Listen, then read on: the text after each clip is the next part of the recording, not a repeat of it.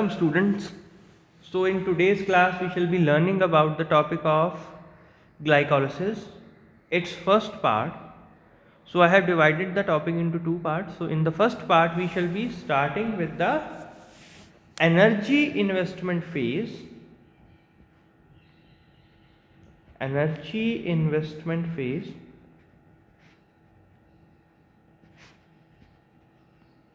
and the splitting phase. So we shall be learning about these two phases. So basically it consists of the first 5 reactions, the 3 reactions in the energy investment phase and the 2 reactions in the splitting phase. So after that there are another 5 reactions that are coming in the energy generation phase. So now let us start with the energy investment phase of glycolysis.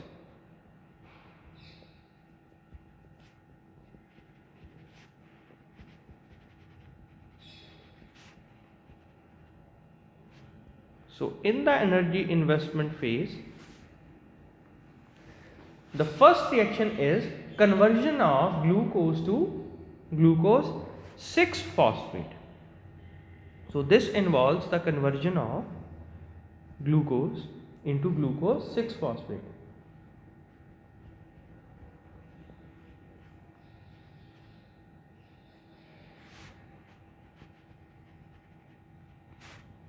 This reaction occurs in presence of an enzyme known as hexokinase and in presence of magnesium ions. So in this phase, one ATP is utilized to supply out the phosphate group. So this reaction occurs in presence of magnesium ions and hexokinase. So now let us understand this reaction in detail. Now first of all let us draw the structure for glucose. So all of you are familiar that glucose is containing 6 carbon atoms. So first carbon atom is an aldehyde and the last one is an alcohol.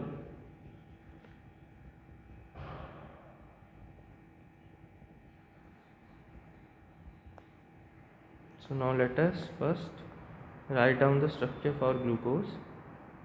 So this is the structure for glucose. Now in presence of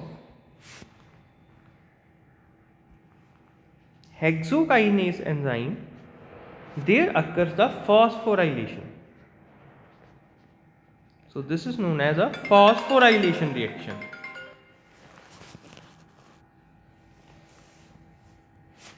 So there is a utilization of one ATP that supplies out the required phosphate group.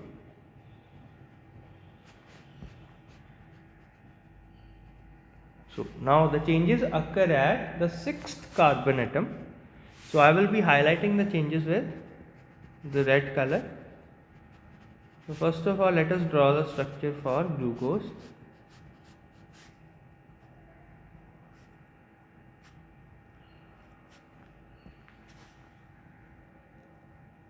So this is the position where a phosphate group is attached.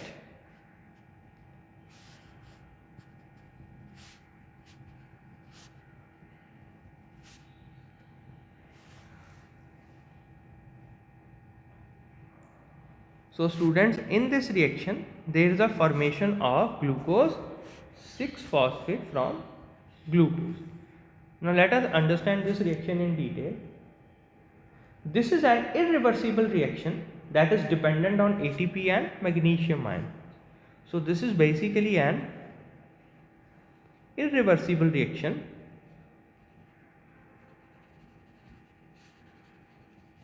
that is dependent on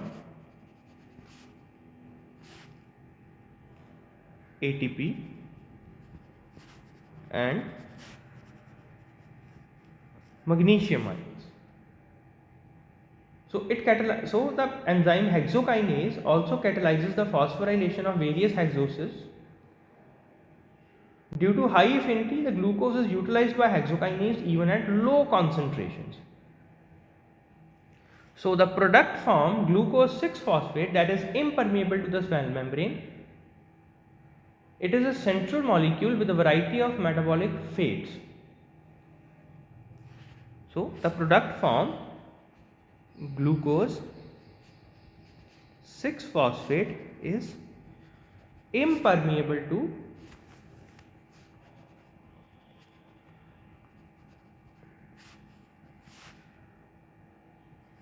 cell membrane.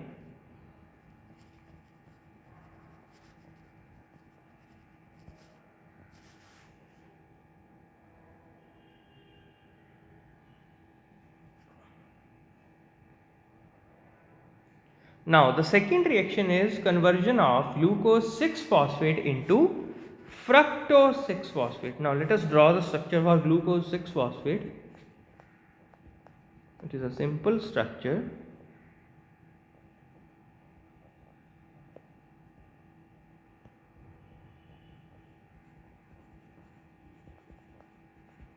So students, you must be familiar with all types of structure, how to draw them.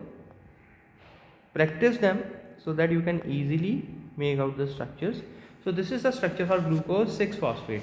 Now glucose 6-phosphate in presence of enzyme phosphohexose isomerase. So in presence of enzyme phosphohexose isomerase, it undergoes isomerization reaction.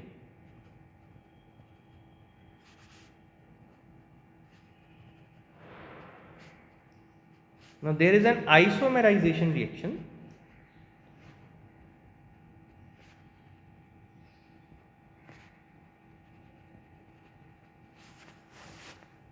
And it changes its structure into fructose 6-phosphate. Now we all know that the structure of fructose is like this.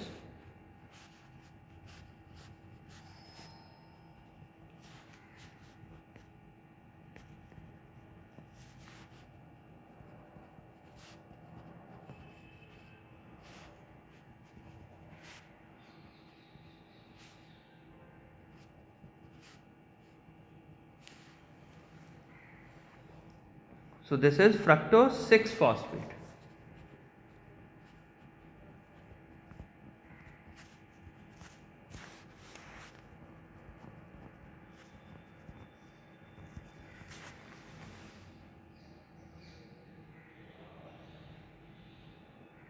Now the third reaction is conversion of fructose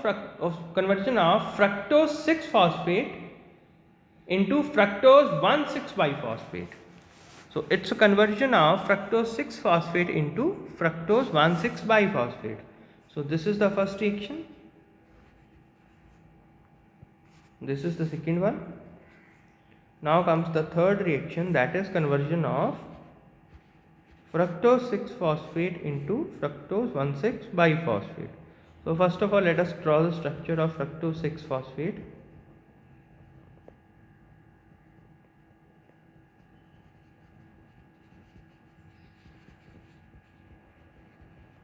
So this is the structure of fructose 6-phosphate. So it is phosphorylated to fructose 1,6-biphosphate by an enzyme known as phosphofructokinase, also in short form PFK or phosphofructokinase.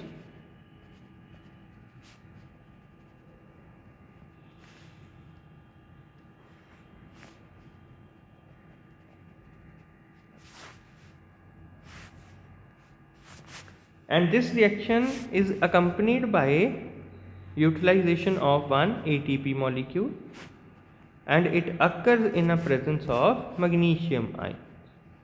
So this reaction is again magnesium and ATP dependent reaction. It is also an irreversible and a regulatory step in glycolysis. So fructose 6-phosphate is converted into fructose 1,6-biphosphate in presence of enzyme phosphofructokinase. So here is the changes that are occurring.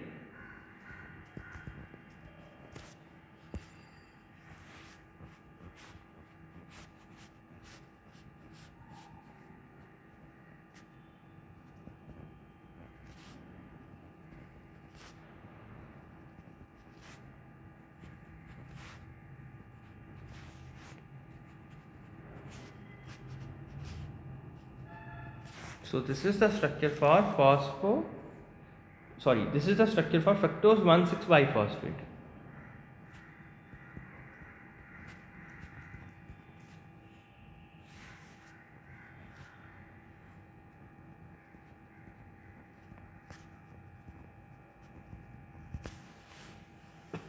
So students, this was the three reactions that are coming in the energy investment phase. So you can clearly see here the energy is invested in form of ATPs in the first reaction and in the third reaction. Now comes the second one, that is splitting phase.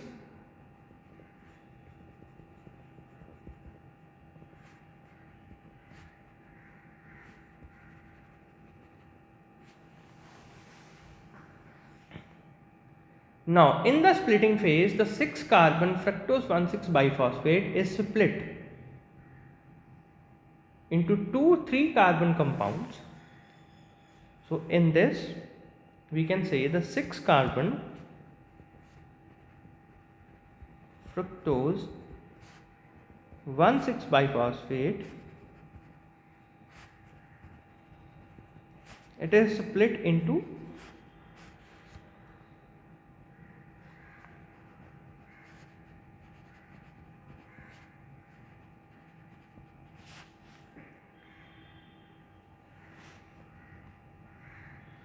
two 3 carbon compounds,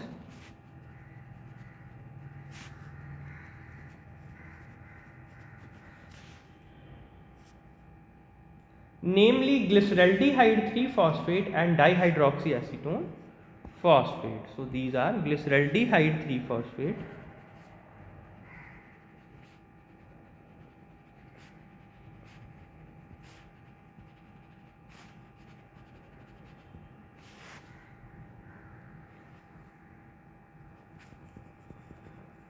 and dihydroxyacetone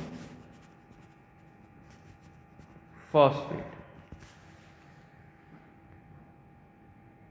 Now this occurs in the presence of enzyme aldolase. Now let us draw this through the structure. So first of all, draw the structure for fructose 1,6 biphosphate.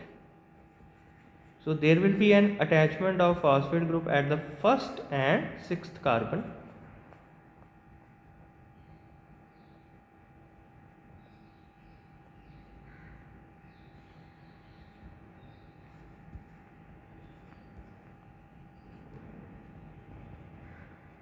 So this is the structure for fructose 1,6 biphosphate.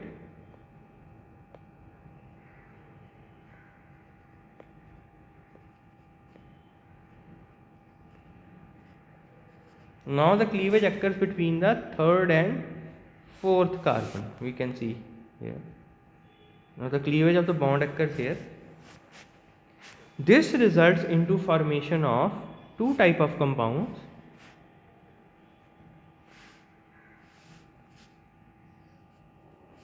Now the whole reaction occurs in presence of enzyme aldolase.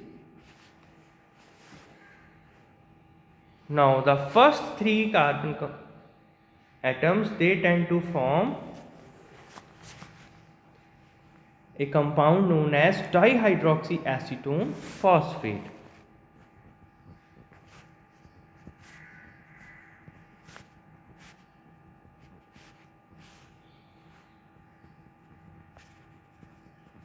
So this is dihydroxyacetone phosphate. Whereas the later three carbon, they tend to form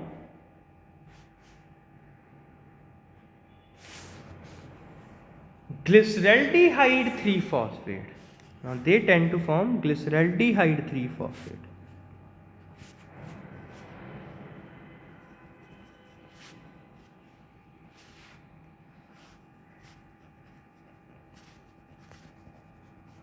So this is glyceraldehyde 3 phosphate.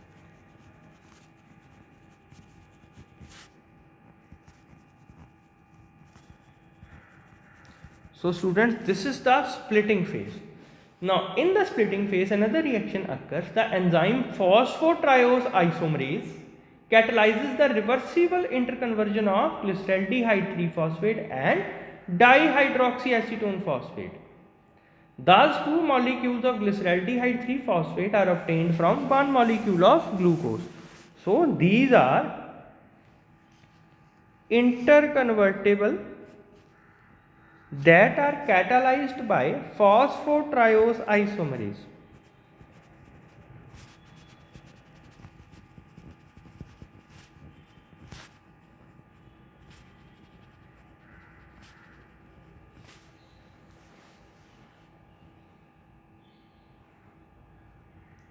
So, at the end we are getting 2 molecules of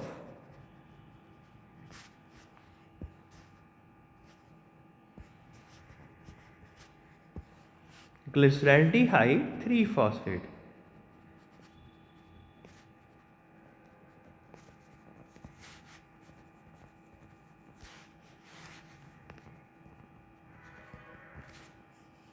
This one. So students, this was all regarding the first part of glycolysis, that includes the energy investment phase and splitting phase. So a total of 2 ATPs are being utilized here. So in energy investment phase there is a conversion of glucose to glucose 6-phosphate, then into fructose 6-phosphate and later into fructose 1,6-biphosphate. Whereas in the splitting phase there is a splitting of fructose 1,6-biphosphate in presence of aldolase enzyme into dihydroxyacetone phosphate and glyceraldehyde 3-phosphate, and ultimately they are both interconvertible to each other in presence of phosphotriose isomerase. So at the end of the splitting phase we get 2 molecules of glyceraldehyde 3-phosphate. So in our next class we shall be learning about the energy generation phase of glycolysis that helps to produce energy. So till then students, revise and learn these reactions.